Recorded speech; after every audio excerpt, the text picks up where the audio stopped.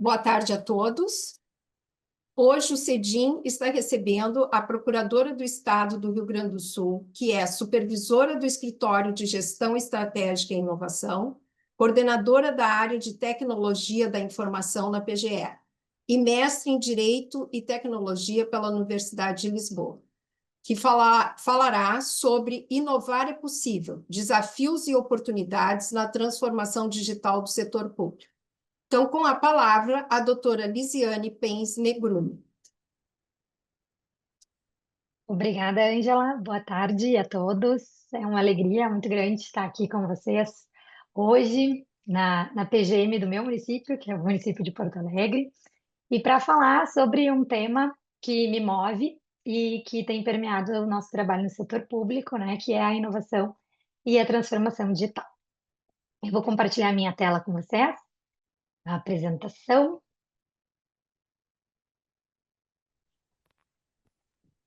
Que já está na tela,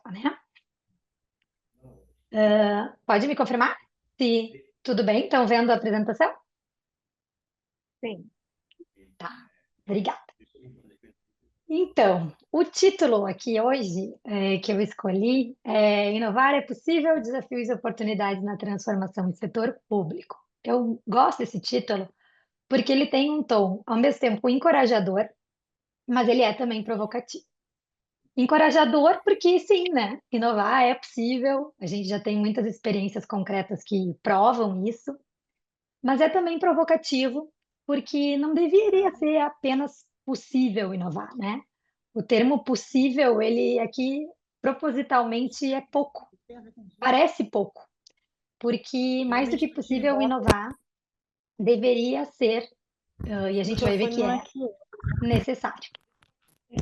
Afinal, a gente já não tem mais espaço, né, para não inovar. Então, há alguns anos eu venho estudando essa temática, fiz mestrado em Direito e Tecnologia, mas a inovação e a transformação digital são daqueles temas que transbordam os assuntos e as teorias, e que para a gente falar com profundidade, acho que tem que ter vivência, né? Tem que ter uma vivência prática disso. E há 6 anos eu venho vivendo esse tema na Procuradoria-Geral do Estado do Rio Grande do Sul, enquanto supervisora do Escritório de Gestão Estratégica e Inovação, e como responsável também por um objetivo estratégico que nós temos, que é impulsionar a transformação digital. Então, hoje, o meu objetivo aqui é compartilhar com vocês uma série de reflexões que me inquietam, né? E que poderiam ser agrupadas numa pergunta. Afinal, na prática, né? Na prática mesmo, por que ainda é tão difícil inovar no setor público? E vamos começar pensando sobre por que tanto se fala, né, em inovação. Por que tanto se fala nessa onda de inovação no setor público? E a gente pode voltar um pouquinho no tempo e dizer que, nos últimos anos, esse movimento de incentivo à inovação na administração pública ele tem crescido muito, não só aqui no Brasil, mas em nível mundial. E vejam que, nesse ponto, o tema não é tão novo assim, porque se a gente for pensar, os estudos e estratégias de implantação de governos digitais foram consolidados ao longo dos anos 2010. E nós já estamos em 2025. Por outro lado, o Brasil assinou o Manifesto de Inovação no Setor Público da OCDE em 2019, se comprometendo justamente com essa temática de promover a inovação na administração pública. E especialmente para o nosso público aqui hoje, acho que bem emblemático é a gente pensar que no judiciário a inovação se tornou obrigatória. Por quê?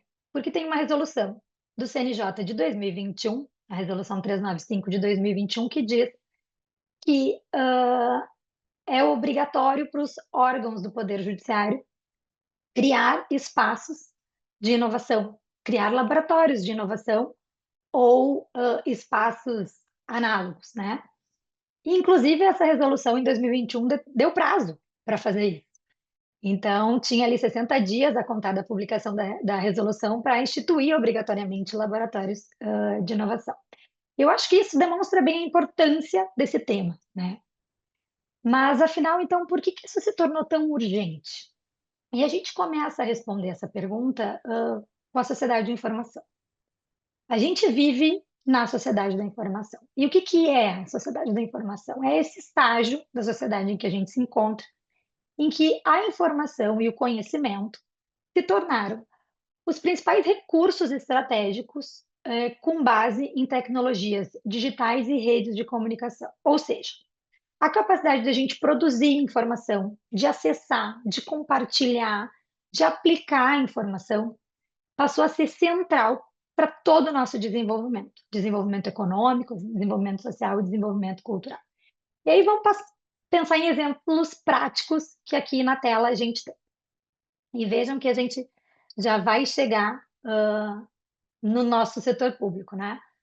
Mas pensem, se a gente pensar em Netflix, o que que a gente tem ali? A gente tem um consumo sob demanda e personalização. Antes a gente dependia do quê? Da grade fixa da TV, de horários pré-definidos, pouca variedade. O que que mudou? Mudou que agora a gente tem o usuário, né, pode escolher o que ele quer ver, quando ele quer ver, em qual dispositivo que ele quer ver. Isso é muito mais do que tecnologia. Isso muda a relação do usuário, né, a nossa relação com tudo, com o tempo, porque cria a expectativa do acesso imediato, da personalização. As pessoas passam a esperar que os serviços estejam todos na palma da mão, on demand, né? Aquele termo. Então, é sob demanda. Se a gente pensa num Airbnb, a gente tem também uma mudança que essa sociedade da informação nos permite de reforçar a ideia de que os dados e a reputação online substituem burocracia. Os hotéis, então, que antes a gente estávamos restritos à hospedagem por hotéis, com preços e opções limitadas, hoje a gente tem um espaço muito maior dessas plataformas digitais que conectam pessoas comuns, e vejam horizontalidade, e que oferecem seus imóveis a viajantes baseadas em reputação e avaliações. E algoritmos de busca. Então, a gente tem participação, os mecanismos de avaliação eles, nessas plataformas digitais, eles permitem essa coparticipação, formando uma rede. E por último, né, para a gente fechar aqui isso ficar bem sedimentado, o Uber, né, que todo mundo sabe. Pegar um táxi antes exigia a gente ir de um ponto físico, ligar para uma central, e agora basta abrir o app. E aí o que que a gente tem no app? A localização em tempo real, o cálculo do preço e o pagar ali de forma automática. E se eu tiver algum problema, eu ainda também consigo resolver nessa própria plataforma. Então, o Uber me cria a expectativa de simplicidade, de transparência e de rastreabilidade do serviço. Eu sei onde que o carrinho, né, tá indo, como que ele está andando. Então, isso conecta, né, com a vida das pessoas de que forma? Esses exemplos, eles mostram que nessa sociedade da informação que a gente está inserido, o tempo real virou um padrão. Ninguém mais quer esperar. A transparência e a rastreabilidade são também obrigatórios. A gente quer ver o que está acontecendo. A personalização é esperada, né? Se eu tenho a personalização, se a Netflix me sugere filmes, se o Airbnb me sugere opções de imóveis de hospedagem, que mais? O que que eu vou esperar dos serviços públicos, né? E a experiência digital do cidadão, né, desse usuário, ela é simples. Isso é um mínimo aceitável. É simples e intuitivo. Então, o que a gente tem não é só a tecnologia inserida, é uma mudança cultural muito grande. O cidadão e o consumidor passa, então, a levar para o setor público, desculpem aqui que em vez de ir para frente eu fui para trás, essas expectativas cruzadas, tá? Então, a gente tem esse termo que eu gosto muito, que é das expectativas cruzadas. Essas expectativas que a gente tem em relação aos serviços no âmbito privado, a gente leva para o setor público, naturalmente. E aí essa imagem é emblemática. De um lado, a gente tem o iFood, né? O iFood, a gente tem uma experiência completa e integrada. Antes, a gente, para pedir comida, a gente tinha que ligar, esperar atendimento, repetir o endereço, torcer para o pedido chegar certo, muitas vezes ir até o restaurante para buscar, né? E agora no app a gente escolhe, a gente personaliza o pedido, a gente acompanha o preparo, a gente acompanha o trajeto do entregador, a gente já faz o pagamento, a nota já vem, e também se tem algum problema com o pedido, a gente já resolve dentro do app. O que o iFood é o exemplo, né? Esse exemplo é emblemático para dizer que ele estabelece as plataformas digitais, esse é mais um exemplo de uma jornada do usuário sem atrito. Sem atrito. E aí do lado, né, nessa imagem, a gente tem um outro exemplo. O exemplo de um cidadão que, para matricular os filhos numa escola, precisa ir para a fila presencialmente. Se chover, vai pegar chuva, vai esperar. E então, assim, o que isso vai gerando, né? Isso vai gerando uma crise de legitimidade em relação ao poder público, em relação à capacidade do Estado de de atender os cidadãos e de prestar um serviço público eficiente. E aí, eficiência administrativa, nós sabemos, está lá, princípio da Constituição, artigo 37. E aí eu pergunto para vocês, se hoje tudo isso mudou, se hoje a gente está nessa sociedade da, da informação, e se a integração da tecnologia ao cotidiano das pessoas fez com que mudasse isso tudo, né? Trouxe toda essa mudança cultural, trouxe toda essa mudança das expectativas, a prestação, como a administração pública será eficiente e concretizará o princípio da eficiência administrativa se ela não estiver dentro desse ambiente digital, né? Se ela não se transformar digitalmente para conseguir prestar serviços eficientes, rastreáveis, transparentes, ágeis, on demand, intuitivos, simples, integrados dentro do ambiente digital. Vai ser eficiente? Não vai, né? Mas aí vocês poderiam me dizer, mas está exagerando com essa imagem, né? Hoje, não é assim também. A gente tem vários serviços públicos que são digitais. Sim, é verdade, né? O Brasil, inclusive, ele é uma referência internacional nesse sentido positivo. A gente tem CNH digital, a gente tem carteira de trabalho digital, a gente tem o GovBR lá que reúne mais de 4.000 serviços. Só que a níveis de maturidade de digitalização dos serviços, né? O primeiro nível é aquele da presença digital, ou seja, disponibilizar informações básicas num site ou num portal. E isso, basicamente, todos os órgãos já têm, né? Tem lá um site do órgão. Então, nível 1. E aí o cidadão precisa entrar lá e encontrar as informações. E aí é uma jornada. O outro passo seria a interação digital, ou seja, eu permitir que esse usuário que entra nesse site, ele faça interações básicas online. Ele preenche formulário, ele envia dado, ele protocola um pedido, né? Mas, ainda nessa fase, nos bastidores, esses processos, né, dentro dos órgãos, ainda são muito manuais. Depois a gente vem para um outro estágio, que é a transação digital, onde eu tenho o serviço concluído totalmente de forma digital. Então, o exemplo, a emissão de certidão online, já temos em alguns casos, né? Pagamento de taxas eletronicamente, ou seja, aqui eu tenho um aumento, nessa fase eu já tenho um aumento de conveniência bem significativo para o usuário, porque o serviço está de ponta a ponta nesse ambiente digital e ele recebe a resposta daquilo que ele precisa imediatamente, sem precisar falar com ninguém, sem precisar se deslocar lá na chuva ou no sol, enfim, onde for, né? Sem ele precisar comparecer presencialmente. E depois eu tenho outros níveis ainda melhores, né? De integração digital, que aí nós não temos, que é assim, nos 99% dos casos nós não temos, que são os casos dos diferentes sistemas dos órgãos trocarem informações entre si e reduzindo a necessidade do cidadão apresentar documentos repetidos, ter uma visão mais centrada no usuário. Então, não interessa se ele quer um serviço do Estado, do município ou um serviço federal. Ele precisa entrar e ele é um cidadão só. Essa visão que a gente ainda não tem. Então, o que acontece? A gente ainda está numa fase que por mais que a gente esteja andando, e aqui lembram, né, o tom encorajador, a gente está caminhando, né?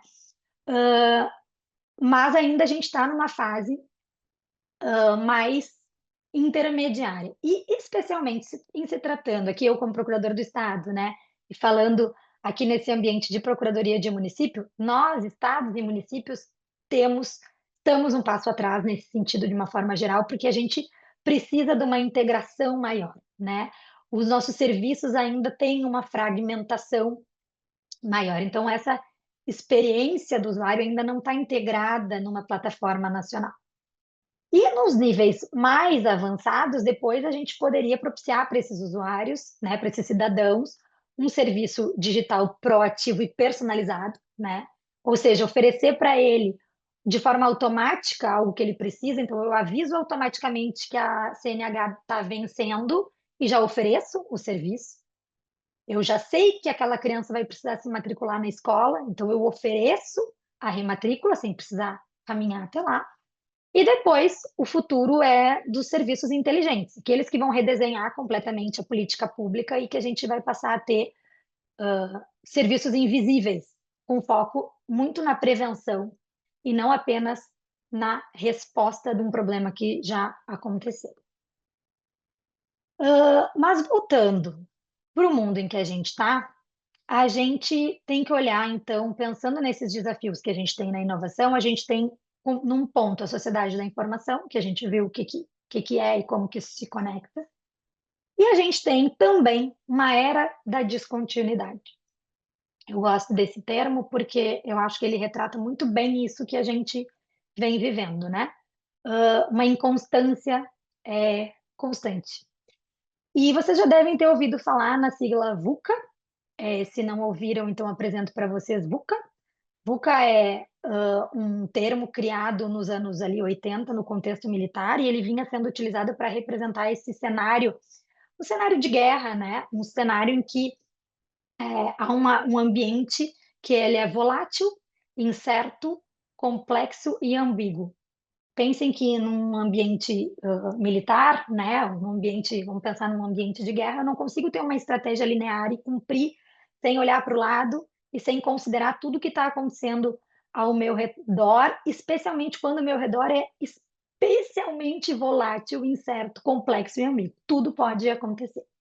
E aí esse termo vinha sendo usado quando a gente fala de inovação, né, vem a VUCA. E mudou tanto, essa era de descontinuidade muda tanto que até o VUCA já ficou para trás. Agora a gente tem o Bunny. Em 2020, o futurista, que é o Ramis Cássio, né? Ele é um norte-americano que escreveu um artigo chamado A Era do Caos. Ele disse, ó, VUCA já está ultrapassado porque não representa mais de forma suficiente essa realidade atual, né? Ele disse que hoje a gente vive no mundo Bunny. E aí, Bunny, a sigla em inglês, representa frágil, né? Ansioso, não linear e incompreensível. Frágil por quê? Os nossos sistemas e as nossas estruturas, que parecem muito sólidos, eles colapsam facilmente de forma inesperada. E aqui a gente tem algumas imagens emblemáticas e catastróficas, né, que demonstram isso. Ansioso porque esse ambiente marcado por essa tensão constante, pelo medo, por essa sensação de imprevisibilidade, nos demonstra que não há linearidade. Pequenas causas podem gerar grandes efeitos sem uma relação que a gente pudesse visualizar antes, né? Prever.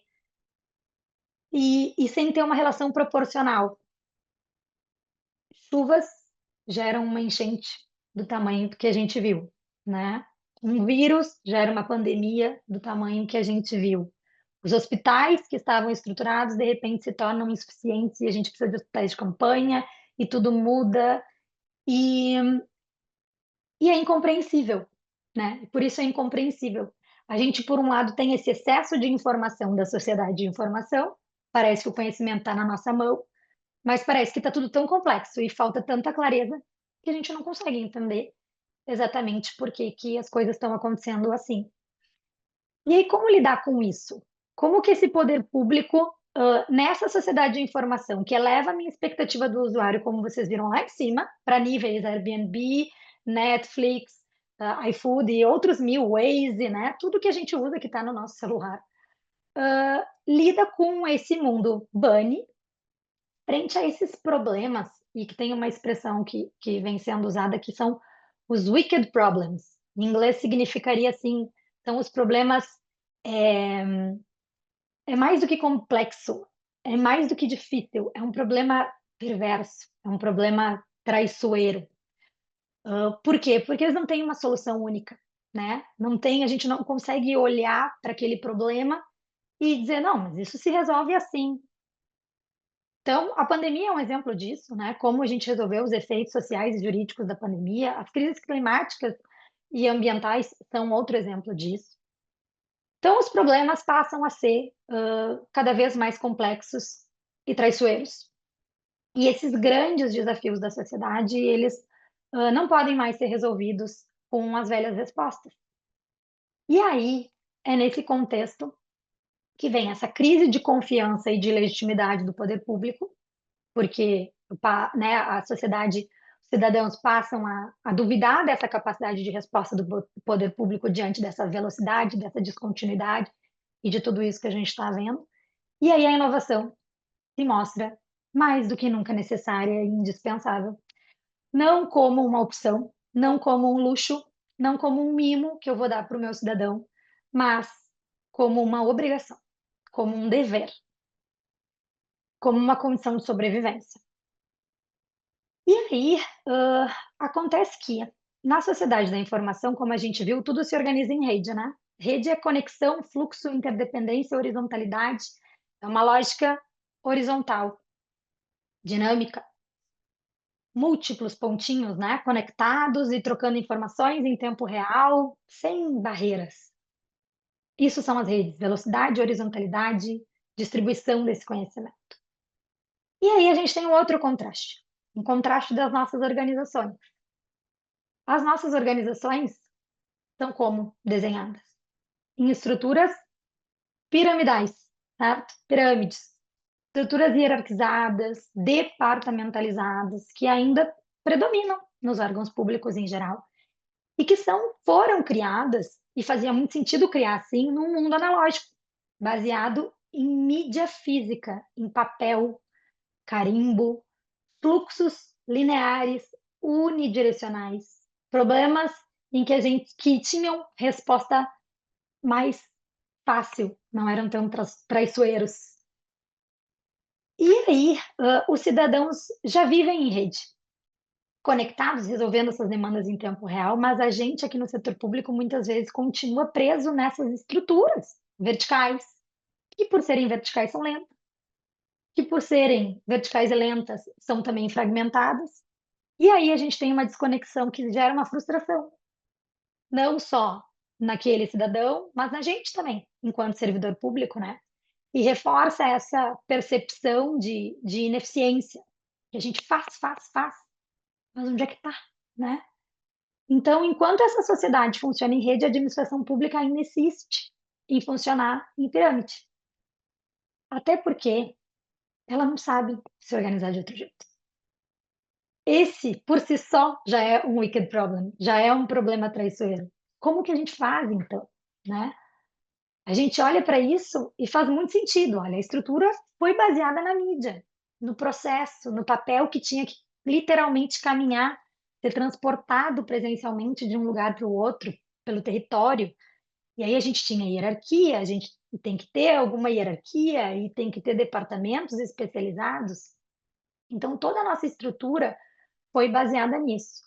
No entanto, esses processos judiciais e os processos administrativos, os papéis, de um modo geral, foram substituídos por telas, né? Então, por um outro mundo que nos permite um outro tipo de organização que a gente ainda não sabe fazer. E se a gente for parar para pensar, o que nós somos, né? Aqui eu tenho um print do site da PGM. O que a PGM de Porto Alegre faz, né? Qual é a matéria-prima? O que ela produz? E a PGE do Estado do Rio Grande do Sul, da mesma forma. É conhecimento. É consultoria e assessoramento jurídico. O que é isso? Informação, conhecimento. e representa o município judicialmente e extrajudicialmente na defesa do interesse público, da legalidade dos atos administrativos e da autonomia municipal. O que isso é? Qual é o nosso serviço? O nosso serviço é justamente esse conhecimento, essa informação. Esse é o nosso maior ativo. E como que a gente vem cuidando desse ativo? A gente vem cuidando disso? A gente vem estruturando esse nosso conhecimento? E a gente vem se estruturando conforme, com base nesse conhecimento que hoje ele poderia, né, ele é repassado, poderia ser repassado em rede e não mais depende da mídia física. Então, os nossos organogramas, e aqui eu trouxe da PGM de Porto Alegre, mas da PGE do Rio Grande do Sul é super parecido e é piramidal. Se a gente olhar para para a nossa inspiradora da advocacia pública, o órgão inspirador da advocacia pública, que é a AGU, né, a Advocacia Geral da União, a gente está sempre olhando e se inspirando como benchmarking, também é piramidal. Então, é por isso que eu digo, a gente não sabe ainda fazer de outro jeito, né? E aí pergunto para vocês, faz sentido a gente manter como tá? Essa organização, ela facilita ou ela dificulta um processo de transformação digital? O que é transformação digital? Transformação digital é um processo. A gente começa por aí, é um processo contínuo de integração da tecnologia, que é digital, em todas as áreas de uma organização, promovendo então mudanças profundas, significativas da maneira como ela opera, de como essa organização opera, entrega valor, né? E se conecta com seus usuários, tanto internos quanto externos. Então, a primeira coisa é que transformação digital é muito menos digital do que transformação. A palavra transformação tem que ser maior do que o digital, porque senão a gente tem aqui uma, uma, uma hipótese meio traiçoeira, que a gente vai pensar, não, mas a transformação digital é adotar novas tecnologias. Não, não. É uma profunda mudança cultural, onde as pessoas e as tecnologias passam a se fundir e trabalhar de forma integrada, visando uma maior eficiência, uma maior agilidade e uma maior inovação. Então, é comum, né, a gente ver as pessoas utilizando o termo transformação digital como sinônimo de digitalização, mas não é isso, né? Isso é um erro.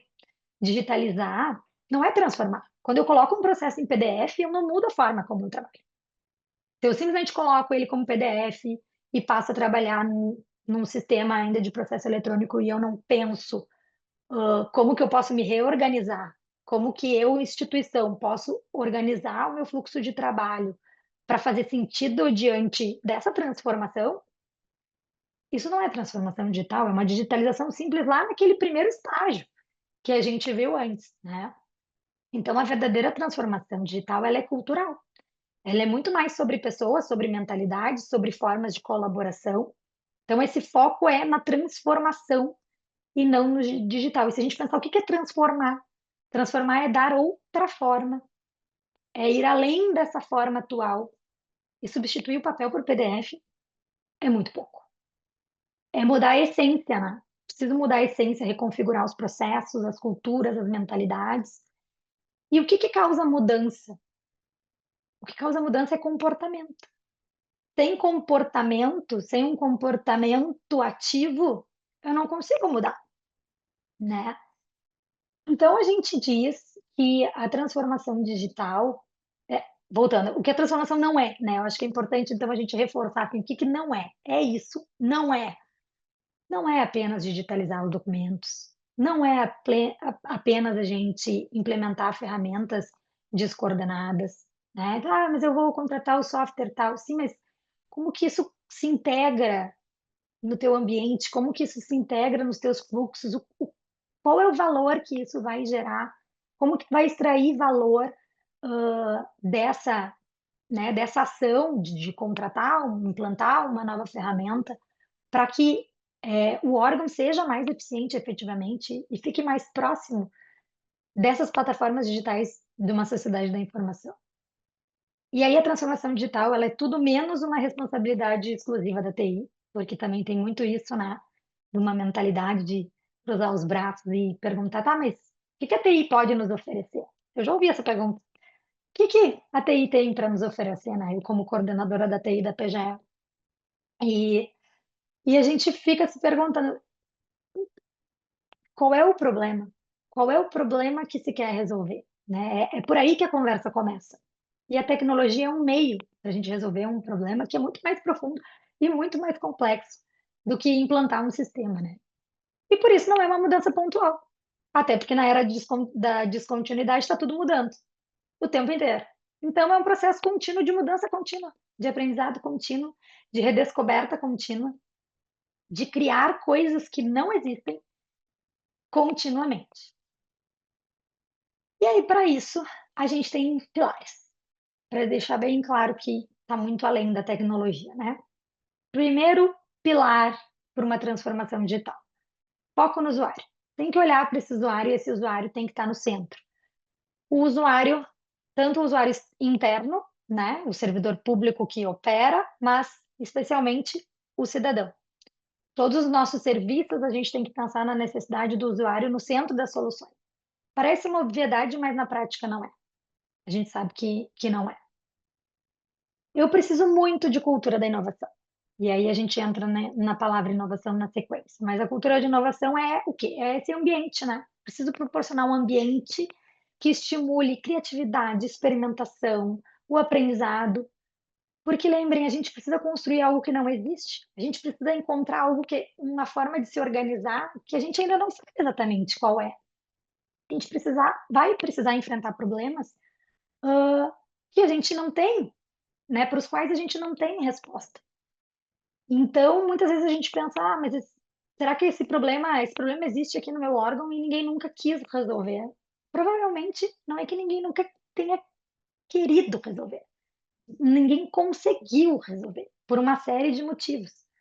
Mas talvez ninguém soube como resolver de uma forma sustentável, porque eu preciso resolver e isso precisa ser durável, né? Eu preciso ter, para a transformação digital, olhar para o dado como um ativo estratégico. O dado é o que vai me gerar informação e que vai me gerar conhecimento. Então, para orientar as minhas decisões e aprimorar os meus serviços, especialmente nós, procuradorias, né, que vimos que somos organizações baseadas justamente em conhecimento e informação, isso é o que a gente produz de mais valioso, é o nosso maior ativo, é o que nos sustenta, o que sustenta a nossa existência. Então, os dados, a gente precisa ter um olhar muito estratégico, muito cuidadoso para eles. E aí, por último, tá a tecnologia de propósito, porque a tecnologia é um meio, né? A gente não falou de tecnologia antes, a gente vai falar de tecnologia nesses três pilares. A tecnologia é um pilar só. As ferramentas, né, para melhorar esses processos e essas decisões, né, que, ao contrário, então, do senso comum, essa transformação digital não começa pela tecnologia, ela começa pelos outros pilares. Não existe uma tecnologia pronta e milagrosa que vai resolver todos os nossos problemas que a gente vive nas nossas organizações, nem a IA generativa.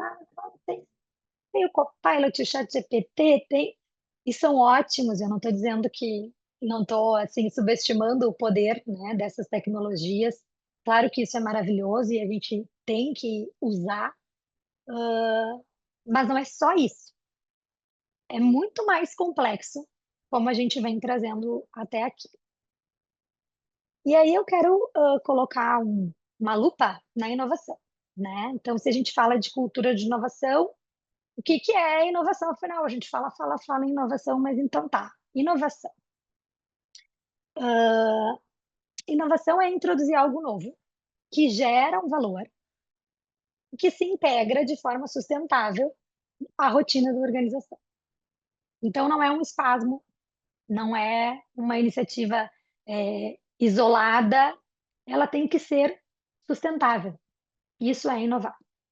Vai atender uma necessidade real, então vai introduzir um novo conceito ou vai melhorar significativamente alguma coisa que já existe, e no contexto nosso público encontrar maneiras de a gente fazer mais com menos, de atender melhor os cidadãos, de resolver os problemas antigos com novas abordagens e até de conseguir resolver os novos problemas wicked que surgem todos os dias, problemas traiçoeiros que surgem todos os dias. E a mala, eu adoro essa figura aqui,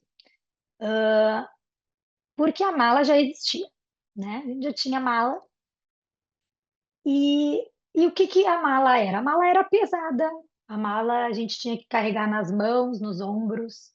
Para movimentar grandes volumes em viagens era muito difícil, desgastante, desconfortável. O conceito de bagagem estava muito ligado à força física, à resistência, aos homens que carregavam, né?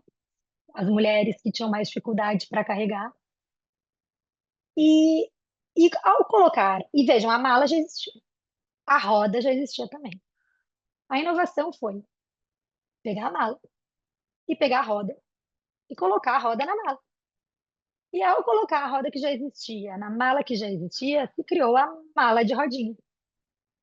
E que trouxe o quê? Uma inovação imensa, que até é uma inovação disruptiva, né? Porque as rodinhas permitiram esse deslocamento com mais esforço. Carregar, com menos esforço, né? Carregar malas deixou de ser um desafio físico e as pessoas com menos força, com mobilidade limitada, passaram a viajar com mais autonomia sem precisar de ajuda, né? E isso se tornou um novo padrão. É sustentável porque se tornou um novo padrão de consumo. Então as pessoas passaram a, desde então, comprar as malas de rodinha e preferir as malas de rodinha para as viagens longas, justamente pela facilidade que isso traz. Então, o exemplo da mala, ele nos mostra que muitas vezes é conectar coisas, conectar conceitos para criar outro. Mas, por outro lado, também não precisa ser, a inovação não precisa ser sempre disruptiva, especialmente no ambiente de setor público, a gente tem que dar muito valor para a inovação incremental, que é aquela inovação que ela melhora o que já existe, sem propriamente causar uma disrupção, né? E aí, um exemplo que eu gosto é das cadeiras, né? A cadeira tradicional é uma cadeira que tem ali a gente não consegue transportar uma cadeira para lá e para cá, fora de casa, né? Dentro de casa a gente não faz. Mas eu quero levar uma cadeira para uma viagem. A gente não leva uma cadeira para uma viagem. A inovação disruptiva é a cadeira de praia. A cadeira de praia tornou a cadeira, né? O conceito de cadeira uh, rompeu esse conceito porque trouxe mobilidade para a cadeira. A gente leva para a praia limpa, não é madeira, naquele conceito tradicional, acaba sendo uma cadeira que a gente consegue transportar. Muda esse conceito disruptiva. Mas a poltrona é incremental. Também não leva a poltrona dentro do carro para lá e para cá, mas ela melhora o meu conforto, né? Ela não substituiu a cadeira original, eu ainda a tradicional, né? Eu ainda continuo precisando da cadeira tradicional lá para minha mesa de jantar, mas a poltrona ela dá uma outra funcionalidade e agrega conforto e acaba sendo uma inovação incremental muito boa também. E se a gente for pensar, né? Pô, mas inovar é tão bom, né? A gente está falando de mala de rodinha, de cadeira de praia, de poltrona, que bom. Mas quem aí nunca viu resistência à mudança, né? Quem e quem também nunca resistiu a uma mudança, né? Nós somos humanos e a gente tem essa dualidade dentro da gente. A gente nasceu com isso, é da humanidade. Ao mesmo tempo em que a gente tem as forças da inovação dentro de nós, temos criatividade, temos inquietação, temos essa ânsia por resolução de problemas, né? É isso que moveu a humanidade e nos trouxe até aqui. Mas a gente também tem internamente as barreiras à mudança, a gente tem dificuldade para a mudança de hábitos, começar a academia, né? Para romper com algum vício, alguma coisa que não é saudável, deixar de tomar refrigerante toda hora, né? E ao mesmo tempo, a gente tem o medo do desconhecido. A gente fica ansioso, a gente fica se sentindo assim inseguro com esse ambiente buddy, né? Quando eu mostro ali aquelas imagens, a gente sente, opa, mas e aí, o que que vem pela frente? E aí vem a IA generativa, né? A inteligência artificial generativa, e a gente pensa, e aí, o que que vem pela frente? E, e até queria compartilhar um caso prático, né? Eu vou falar depois para vocês ali sobre o caso da PGE, o caminho da PGE, mas adianto aqui nessa dualidade, porque eu acho que representa bem. Quando nós trouxemos uma ferramenta, uma plataforma para o uso da inteligência artificial generativa no PGE do Rio Grande do Sul, num ambiente, oba, veio, que bom e tal, comunicamos, e aí veio uma pergunta, que eu não imaginava essa pergunta. A pergunta foi, tá, mas e se o procurador, o servidor, se a pessoa não quiser usar? E se a pessoa não quiser usar a IA generativa, se ela não quiser usar o Copilot, o ChatGPT, ou no nosso caso, né, que é uma ferramenta institucional, que é o Apoia, e se eu não quiser usar Apoia, se quiser continuar fazendo do jeito tradicional? Tem barreira, né? Tem barreira até ao que a gente olha e pensa: "Nossa, tudo que eu sempre quis era ter uma ferramenta que me ajudaria na redação e nesse trabalho repetitivo e que poderia me tornar mais produtivo", mas tem. E aí eu queria, fechar essa parte só para dizer que, então, a transformação digital, ela não é um projeto isolado, mas um processo contínuo dessa mudança cultural e tecnológica. E a importância de ter uma estratégia clara, né, é fundamental para que os órgãos consigam não apenas adotar novas ferramentas soltas, descoordenadas, mas também integrar essas inovações de uma forma sustentável, alinhada aos objetivos institucionais e que efetivamente nos transforme, né? Que transforme o nosso serviço, o valor do nosso serviço que é prestado, então, para a sociedade. E aí a estratégia, né? Então, tem que ter estratégia. Enquanto órgão, o órgão precisa ter uma estratégia clara, precisa ter um alinhamento institucional, precisa ter uma visão de longo prazo. Tem uma visão de longo prazo, eu fico muito tentando resolver o problema do hoje, e eu não consigo resolver só o problema do hoje, eu tenho que olhar para o longo prazo, aquilo que nós queremos ser a nossa missão, os nossos valores, eu tenho que olhar para isso que nos compõe, isso que nos define, para aquilo que a gente quer ser, né? Preciso promover esse engajamento, esse protagonismo entre os colaboradores. Preciso usar esses recursos de uma forma planejada para a gente, com ser racional e planejada para ter essa eficiência operacional. Preciso monitorar, preciso avaliar como que essas instituições, né, com esses órgãos estão indo nesse caminho e mitigar os riscos. E aí, agora, nessa segunda parte mais breve, eu queria falar com vocês um pouquinho, né, para trazer um pouco para a nossa prática do caminho da Procuradoria-Geral do Estado do Rio Grande do Sul. E trago essa imagem só para mostrar que é um caminhar, que nada é feito para a noite para o dia. Eu não começo de propósito mostrando dashboards aqui, e ferramentas, e robôs, não, é o caminho. Então, nada é feito assim do dia para a noite. Primeiro a gente começa, depois a gente melhora, não é? E os resultados que a gente vê hoje, eles não são mágicos. Eles são frutos de anos de uma maturidade, de um trabalho contínuo e de uma construção. Então vejam que, a gente tem um escritório de gestão estratégica na PGE há mais de 10 anos.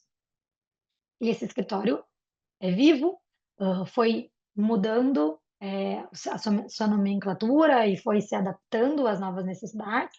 Hoje, então, no ano passado, ele mudou a nomenclatura para Escritório de Gestão Estratégica e Inovação, trazendo a inovação para o nome e reconhecendo que os projetos e os processos que antes compunham o nome são meios para que a gente possa inovar, né? São ferramentas para que a gente possa, então, trazer a inovação para a realidade.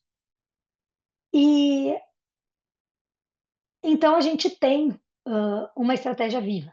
Nós temos um mapa estratégico com uma visão de longo prazo, com um ciclo de 10 anos, com adaptações anuais. porque a gente monitora essa estratégia em ciclos quadrimestrais, inclusive. Nós temos no nosso mapa 16 objetivos estratégicos que estão aí na tela e um responsável dentro da PGE, uma pessoa responsável dentro da PGE por cada um desses objetivos. E um deles é justamente o 11 ali, é justamente impulsionar a transformação digital. Então a gente declara isso, tem um plano para isso e tem responsáveis, né, por promover isso dentro da instituição. E aí a gente começou, lembram que eu falei que em 2021 o CNJ tornou obrigatório criar os laboratórios de inovação, né? Foi justamente por ali, em 2020, que a gente começou a perceber, então, especialmente o gabinete junto com o escritório, né? Olhando para o que estava acontecendo em volta e para a nossa estratégia, a gente começou a perceber, precisamos semear a cultura da inovação. E a criação do nosso laboratório só aconteceu agora, recentemente, no ano passado, a formalização do laboratório, há menos de um ano. Mas antes disso, a gente já havia começado esse movimento lá em 2020, que eu brinco que é a redificação. Não existe essa palavra, mas vamos inovar, né? Então vamos inventar coisas que não existem. A ideia é essa. Me deem essa licença poética, né? Para criar o verbo redificar. Redificar é o quê? Formar redes, transpor as visões departamentalizadas e hierarquizadas dos nossos organogramas e formar redes, redes voluntárias, né? Uma rede de pessoas que estejam imbuídas desse espírito inovador, que queiram contribuir, que entendam o seu papel, que entendam essa necessidade do protagonismo, do seu protagonismo na construção de solução, né, das soluções, que em vez de cruzar os braços e esperar uma solução da administração, da TI, da inteligência artificial ou de quem quer que seja, arregaça as mangas. Não, tá, eu quero ajudar, quero fazer a minha parte. Então a gente começou a formar redes com concursos de inovação. A gente, em 2019, promoveu o primeiro concurso, depois, em 2021 para 22, ali a gente fez um segundo concurso, e a ideia foi justamente isso, trazer para perto, né, essas pessoas, para que as pessoas pudessem dar voz às suas ideias e que a gente começasse a formar esse movimento, né? A gente dizia, é um movimento de rede. Hoje, olhando para trás, eu consigo dizer que era a redificação, né? Mas na época a gente estava fazendo, vendo que essa era uma necessidade de semear essa cultura e percebendo que a gente precisava dar escutativa e dar voz às pessoas para ouvir ideias, né? Para criar coisas que não existem, a gente precisa de muitas cabeças pensantes e de muitos braços operantes, né? Não adianta só a ideia sem a gente conseguir colocar em prática. Nesse meio do caminho, novas oportunidades surgiram. Aí veio a tecnologia, né? No nosso caso, ali na PGE, veio o Microsoft 365, todo um pacote que permite, e aqui fica muito claro como só a tecnologia não resolve. Se eu contrato o Microsoft 365 hoje, beleza, o que isso muda na minha organização? Nada, não muda nada. Se as pessoas não usarem, se as pessoas não criarem os seus ambientes digitais de trabalho, vai ficar só uma bagunça. Eu transponho a bagunça do papel ou a bagunça dos arquivos que estão guardados nas redes para dentro da nuvem e deu, né? Se eu continuo escrevendo com a letra preta e com o fundo branco no Word, como eu imprimia antes, isso muda. Eu não tenho possibilidade de hoje escrever de um outro jeito, de mudar essa visualização? Tenho, né? Então vejam que a tecnologia vem como algo muito importante, claro, mas ela sozinha não muda uma organização, porque eu preciso do quê? Do comportamento. Preciso do comportamento, da intenção e de um propósito. E aí, Com essas redes que a gente tinha formado, a partir dos concursos, a gente começou a explorar essa ferramenta 365 e começou a criar, então, uns ambientes digitais de trabalho, né. Então, assim, como que a nossa organização vai trabalhar ali dentro, como que eu organizo ambientes digitais de trabalho dentro dessa plataforma, ninguém sabia como fazer.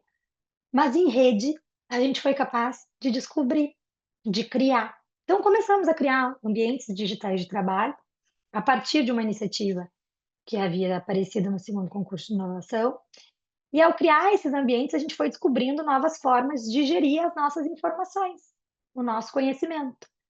Então, que as orientações, por exemplo, para o trabalho, elas não precisam mais estar em forma de documentos em Word, como no tempo em que a gente tinha manuais de orientação, que a gente imprimia, levava embaixo do braço, encadernava. A gente percebeu que poderia criar sites internos com modelos, com orientações de atuação, com notícias pertinentes. Olha, saiu um novo julgado lá do STF que nos atinge. Como é que eu compartilho isso com os meus pares, né, com a minha equipe? E a gente começou a ver que, essa forma de organização, ela é muito mais ágil, muito mais transparente, muito mais efetiva do que aquela forma de documentos em Word que a gente nunca sabe se está atualizado, se não está, né, e que quando a gente quer procurar, a gente não acha. Então, a gente tem aqui tudo visível nos sites. Então, hoje a gente tem grandes páginas dentro do SharePoint, que são visíveis a qualquer tempo no celular, né, na palma da mão, com orientações de atuação, com modelos, com toda essa organização do ambiente digital de trabalho. E aí a gente começou a perceber que informação gera informação, que organizando as nossas informações, a gente podia começar a criar, então, os tão sonhados dashboards, né, os nossos painéis, que as pessoas olham nas apresentações e: "Ah, eu também quero, vou contratar uma empresa que faça dashboard para nós". O dashboard é o final, é o a ponta do iceberg. Embaixo tem toda uma estruturação, né. E aí, nesse contexto ali nosso, surgiu a nossa querida e premiada Oficina de Soluções, que foi também, um resultado dessa retificação, né. A gente não tinha, né, em determinado momento ali, foi em 2022 que ela surgiu, a gente não tinha ainda uma autorização formal para a criação de um laboratório, mas, da união de pessoas, da escuta ativa, feita promovida por meio do escritório de gestão estratégica, comissões, chamou gente, vamos ouvir, vamos falar, vamos conversar. Surgiu a ideia de a gente criar um ambiente ágil para o desenvolvimento de soluções, utilizando então os potenciais do Microsoft 365. E ali a gente descobriu que tinha plataformas, que tinha ferramentas para o desenvolvimento de aplicativos, de robôs, né, de ferramentas de RPA, que a gente poderia mudar toda a nossa gestão desse ambiente de trabalho e também criar essas soluções no code ou low code, né, que exigem pouco código de programação e que, portanto, os usuários poderiam, independentemente de terem formação em TI, se aventurar, né, e com uma mentoria poderiam começar a criar coisas. E com isso, a gente começou a incentivar, por meio de um ambiente, né, hã, específico, com a participação de servidor de TI, de um servidor de TI, de uma analista de processos que olha para esse fluxo de trabalho, chamar essas pessoas, criar equipes com diversidade de conhecimento, em que eu tenho vários olhares, eu tenho o olhar da TI, eu tenho o olhar do processo do fluxo de trabalho, eu tenho o olhar da pessoa que está na ponta vivendo a dor, e começar a criar juntos pequenas grandes soluções para esses pequenos grandes problemas do dia a dia. As pessoas começaram a entender o seu papel, entender, a gente com isso aproximou, o usuário da TI, porque ele começou a entender como que funciona um processo de desenvolvimento de algo. Descobrimos que nós tínhamos usuários super, né, super usuários que poderiam desenvolver soluções muito legais e ajudar, inclusive, a nossa TI nesse desenvolvimento e ajudar o outro. E formamos redes de conhecimento com essa interação para transformar esses processos, transformar as pessoas, porque elas começaram a entender, então, o seu papel, né, o seu protagonismo, propiciando esse trabalho em equipe. Essa iniciativa nossa rendeu muitos frutos, com um catálogo de soluções que eu já vou mostrar rapidamente ali para você, e um prêmio nacional do Judiciário Exponencial, em primeiro lugar na categoria Laboratório de Inovação, sendo que ela nem era ainda formalmente um laboratório de inovação, mas era, né? A oficina ela é um laboratório de inovação. Hoje ela integra um programa, hoje a gente tem um laboratório e ela é um programa de projetos de automação dentro do nosso laboratório de inovação e transformação digital. Então a gente ficou muito feliz com esse prêmio, a gente concorreu com o Brasil inteiro, órgãos do sistema de justiça, ministérios públicos, judiciário, e ficamos ali em primeiro lugar. Temos hoje num catálogo de soluções aí um exemplo, né? Mas tem mais do que isso, mas a gente tem hoje um catálogo bonito de soluções com alguns exemplos aí, ambientes digitais de trabalho especializados por área de atuação, não mais por departamento. Temos robôs que realizam algumas das nossas tarefas repetitivas, como a pesquisa de endereço para localizar os devedores. Temos aplicações que a gente usa para gerenciar as nossas informações e produzir alguns documentos automatizados e painéis de gestão. Recentemente, a gente passou a utilizar a IA generativa, uma ferramenta de IA generativa institucional que denominamos Apoia, a parceira digital da sua inteligência jurídica, é o nosso slogan, baseada no Minuto IA, que vocês acho que conhecem aqui na PGM de Porto Alegre. E a gente está avançando na implantação do sistema Sapiens da AGU, né, o SUP, no nosso contencioso judicial. Então, inovar, muito mais do que possível, é o nosso dever. E assim eu encerro essa fala aqui, dizendo que inovar é necessário. Inovar é uma obrigação do setor público para fortalecer a confiança do cidadão no Estado. E se o setor público ele é composto por pessoas, ou seja, por nós, é a nossa obrigação buscar formas de trazer inovação sustentável para os nossos órgãos todos os dias, começando pelo nosso setor, começando por nós mesmos, começando pelas nossas mangas, descruzar os braços, arregaçar as mangas, criar redes. Esse é o caminho. Então, edifiquemos, né? Criemos redes e vamos juntos criar, né, aquilo que ainda não existe. Muito obrigada. E eu encerro também dizendo que eu criei recentemente um perfil profissional, que é o Somos Farol Digital. Então, convido quem está aqui também para seguir lá e a gente continuar conversando. E te passo a palavra, Ângela, para as perguntas. Obrigada. Doutora, muito obrigada. Foi excelente a sua explanação, porque foi de uma maneira simples, clara, que a senhora expôs o assunto. E eu até apontei aqui alguns itens que eu achei importantíssimo na sua fala, que a senhora coloca a importância dos dados, a importância que esses dados vão gerar informação e que vai se gerar o conhecimento, que isso é importante hoje, nós, como servidores, nos darmos conta da importância dos dados para gerar toda essa cadeia de informação e gerar o conhecimento dos dados públicos, né? Então, muito bom. Eu também achei importante que a senhora colocou a questão da cultura, né? Nós ainda temos uma cultura como servidores públicos, enfim, como nos órgãos públicos, de a gente dizer assim, mas eu sempre fiz assim, né? Como é que eu vou mudar agora? Essa questão de inovação parece que é algo tão grande e tem que usar tanta tecnologia e nem sempre precisa tanta tecnologia, né? Precisa só uma mudança de mentalidade, de comportamento para mudar essa cultura dentro dos nossos órgãos para poder chegar à inovação, né? Então, foi muito bom lhe escutar. Parabéns pelo trabalho que a senhora está desenvolvendo na PGE. Nos passou bastante ensinamentos, né, de como vocês estão fazendo.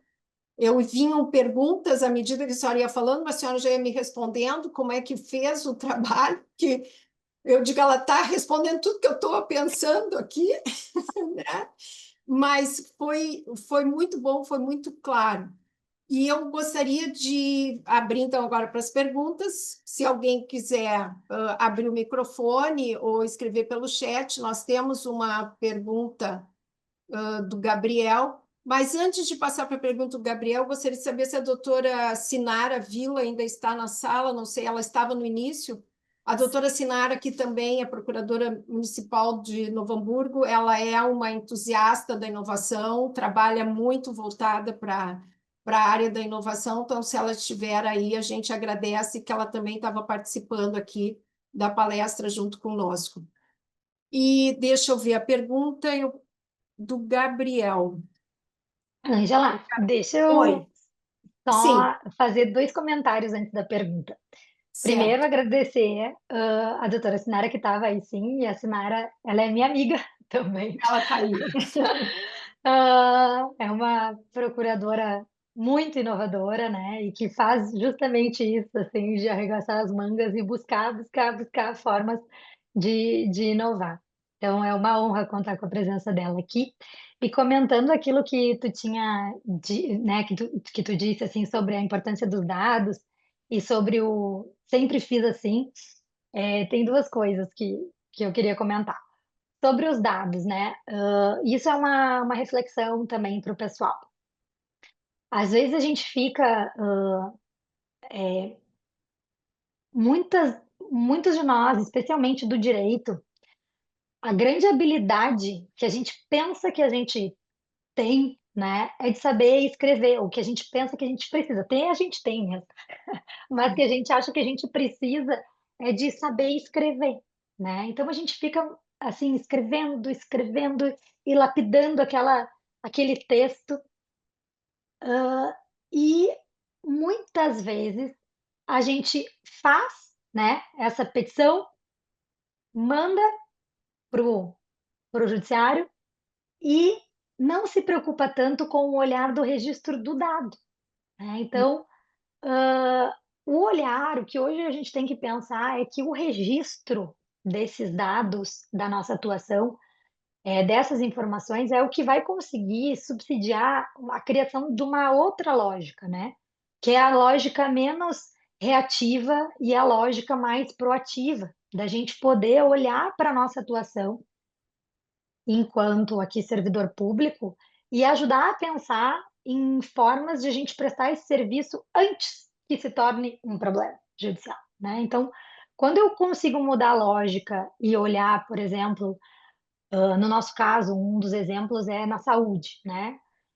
Quando eu Uhum. começo a olhar para os medicamentos que estão entrando, né, as ações de medicamentos que estão entrando, se eu tenho o dado sobre quais são esses medicamentos que estão entrando, em que varas que eles estão entrando, qual é o valor desses medicamentos, eu consigo pensar em formas de resolver isso lá junto à Secretaria Estadual de Saúde, mostrando esse problema.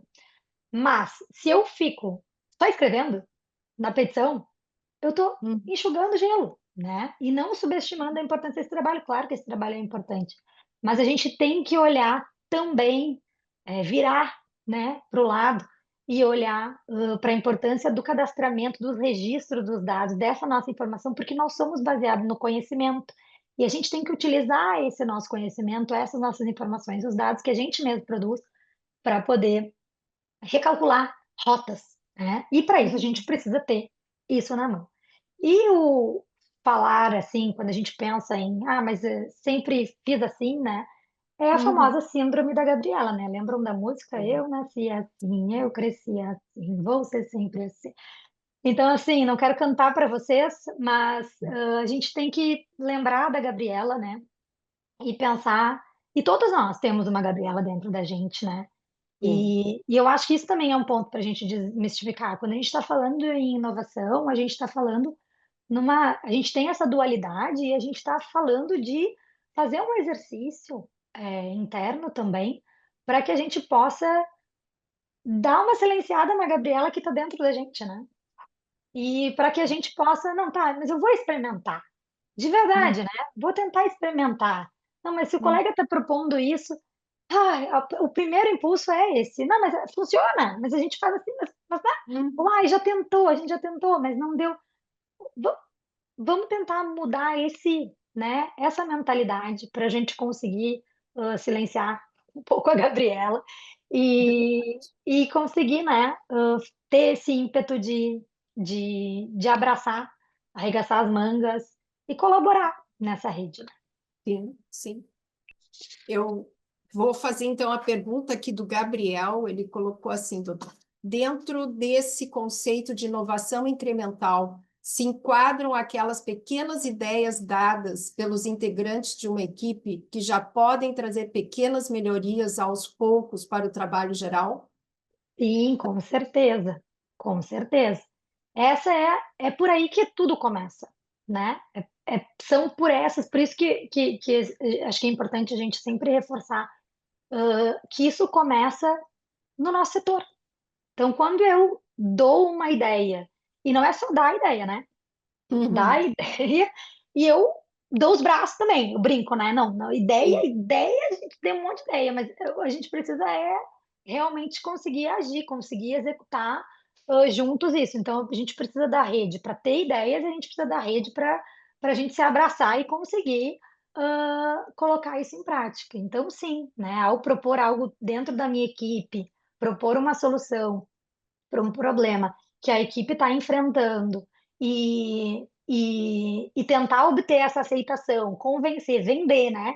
Vender essa ideia ali dentro para os pares, para os colegas, isso sim, claro que é uma inovação incremental. Pensando sempre nessa sustentabilidade, né? Quando a gente propõe algo, a gente tem que pensar, tá, mas isso aqui se sustenta, né? Para em pé, como eu digo, para em Uhum, pé, para. uhum, Ah, então tá. E ainda depois aí pode ser replicado para outros lugares, às vezes, a maioria das vezes vai poder. Mas ainda uhum, que não seja, pode causar já uma pequena transformação ali dentro. E a gente tem que valorizar isso. A oficina de soluções na PGE do Rio Grande do Sul nasceu justamente para isso, para esses pequenos, grandes problemas que as equipes enfrentavam ali no seu setor, uhum. na sua área, e a gente começou a resolver isso juntos, né? Então, sim, isso tem que ser incentivado. Eu imagino que essas pequenas oficinas geraram bastante conhecimento, né, doutora? Muito conhecimento, muita troca, é, e aos poucos, né? Hoje, olhando para trás, depois de 3 anos, a gente nota, assim, a semente realmente da mudança da cultura, né? De as Uhum, pessoas enxergarem como um espaço. Quando uma instituição resolve colocar um laboratório de inovação, e a PGM tem um laboratório de inovação na sua estrutura, ela está dizendo: a inovação é uhum, querida aqui, né? A uhum, inovação é querida aqui, a inovação ela é desejada aqui. Então, quando a gente cria esses espaços e a gente reedifica, né? uhum. É isso que a gente está fazendo. A gente está dizendo, não, a gente vai transpor essas barreiras, a gente vai transpor essa visão departamentalizada e vamos criar juntos. E aí as pessoas começam a perceber o seu papel. Então, ao participar de uma oficina, a pessoa começa a entender como que é aquele processo Uhum. e começa a se sentir protagonista, porque é isso, né? É um protagonismo nosso nessa inovação. Eu acho que é até uma questão de pertencimento também, né? O servidor se sentir pertencido àquele órgão e que ele tem o seu papel, tem a sua importância, mesmo que ele dê uma ideia, ela parece tão pequena, mas ela vai ter um desenvolver que vai chegar a um ponto que vai haver uma mudança com aquele pensamento do servidor. É um bom Exatamente, trabalho de equipe, né? exatamente. E vamos ver se tem mais alguma pergunta. Olha, foi só o Gabriel que fez a pergunta.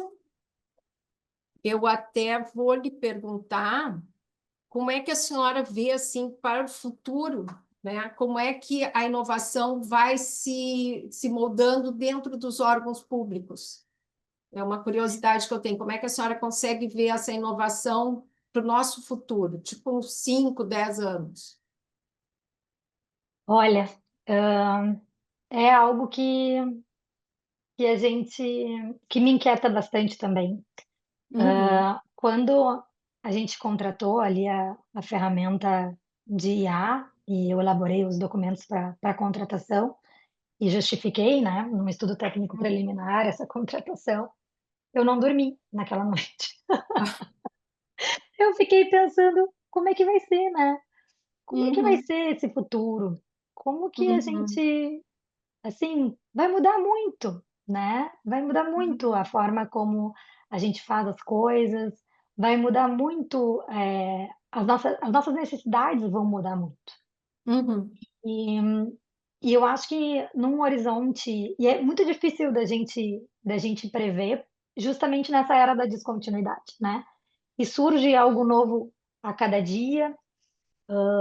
A gente no setor público acaba caminhando num ritmo um pouco mais devagar, né, do que a uhum, iniciativa privada, mas também sofre uma pressão cada vez maior, justamente por essas expectativas cruzadas. Então, eu acho que a gente vai se redefinir, né? Eu acho que os nossos órgãos eles vão se redefinir, e a gente vai conseguir.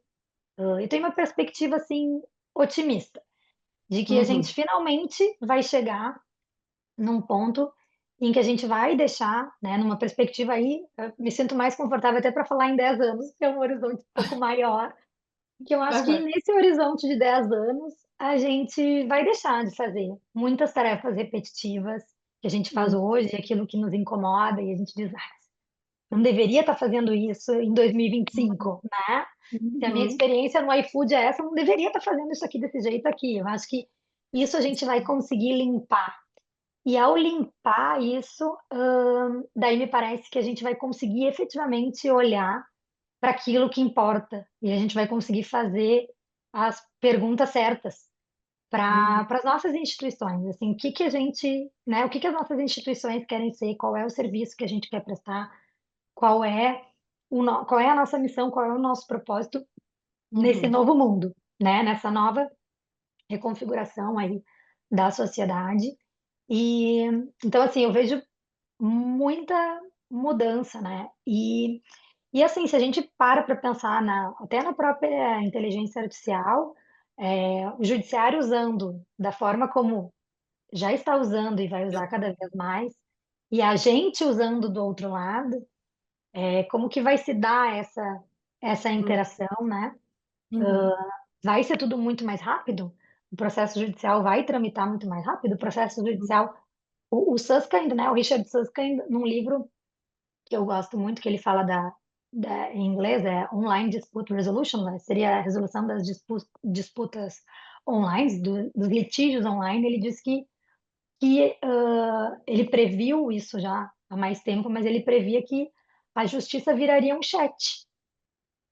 Assim como hoje a gente resolve as nossas demandas nas plataformas digitais, então se eu tenho um problema na Amazon, eu uhum, resolvo meu problema ali na própria plataforma, uhum, a gente passaria a ter uma resolução maior desses litígios dentro das próprias plataformas, e o judiciário também poderia ter uhum, uma plataforma nesse sentido, e aí seria algo muito mais próximo a um chat muito rápido, né?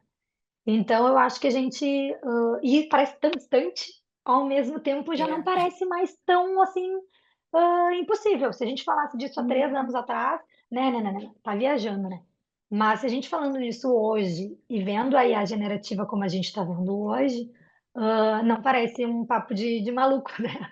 Parece uma coisa que, olha, até pode ser, né? Então, tem muito para acontecer e eu acho que a gente tem que olhar para isso como entusiasta, a gente tem que olhar para isso como protagonista e escolher uhum, em que lado que a gente vai querer estar nessa história, né? sim, Então, a gente tem que estar no lado que a gente está transformando, que a gente está aprendendo, que a gente está uhum, arregaçando as mangas e que a gente está aprendendo, tem que aprender o tempo inteiro. Tem um colega nosso que esses dias me disse a frase, e eu dei risada, mas representa realmente isso, aquilo que a gente diz. Ele disse, eu já tenho mais de 40 anos, não quero mais ficar aprendendo tudo toda hora, tem que ficar toda hora aprendendo uma coisa nova. Eu fiz direito, não quero ficar aprendendo essa coisa de TI, não quero. E eu morria de rir, E é um colega que faz muito e que aprende mesmo, mas ele estava num Ah, momento de desabafo que também representa um pouco daquilo que a gente também pensa, né. ah, Então, não tem jeito, tem que continuar aprendendo e construindo esse futuro, que esse futuro nos reserva bastante coisa. e está próximo, né? Tá Bom, próximo. doutora, olha, a senhora conseguiu, a Mariana colocou assim, muito bom. Eu mesma estava resistindo a usar a inteligência artificial no trabalho. Vou insistir para aprender agora. Eu acho que a senhora conseguiu Boa, tocar Mariana, vamos lá. a Mariana. Olha, só tem assim elogios, doutora, todo mundo lhe dando parabéns, que a palestra foi maravilhosa. Perguntar se a palestra vai ser disponibilizada a gravação, ela vai estar no YouTube da PGM daqui a alguns dias. Nós vamos disponibilizar lá no YouTube, no nosso canal. Então, doutora, só tenho a lhe agradecer. Se alguém mais quiser alguma pergunta, é só abrir o microfone. Mas, se ninguém mais tem perguntas, então eu agradeço, doutora Lisiane, pela excelente palestra que a senhora nos deu. Foi assim, um momento de muito aprendizado para todos nós aqui. E foi um prazer tê-la conosco. Esperamos que a senhora volte em outros momentos para conversar conosco, né? Também agradeço a participação de todos que estavam aqui conosco. Esperamos também que participem de outros eventos do CEDIM. E suas considerações finais, doutora. Só agradecer a essa oportunidade, a essa troca. Eu realmente sou apaixonada por esse tema, gosto muito mesmo, acho que é esse o nosso caminho, a gente tem que trilhar esse caminho. Me formei em direito, em 2010 e não imaginei que ia estar, né, hoje à frente dessas questões de tecnologia, de transformação digital e nesse envolvimento que transborda muito, né, o nosso conhecimento jurídico. E acabei me apaixonando Hum. por essa temática, né, por esse caminho. E espero que tenha contribuído um pouquinho e que possa ter inspirado vocês e que vocês possam também se permitir apaixonar pela inovação, pela transformação digital e por essa jornada que a gente está vivendo nesse mundo bunny, e, mas que a gente está aí, a força da gente juntos nessa redificação é que vai fazer com que a gente caminhe e vá cada vez mais longe. Muito obrigada, foi um prazer enorme estar aqui com vocês hoje, uma honra para mim. Nós que lhe agradecemos, não? Uma boa tarde a todos, né? Uma boa final de quinta-feira para todos nós. Obrigada.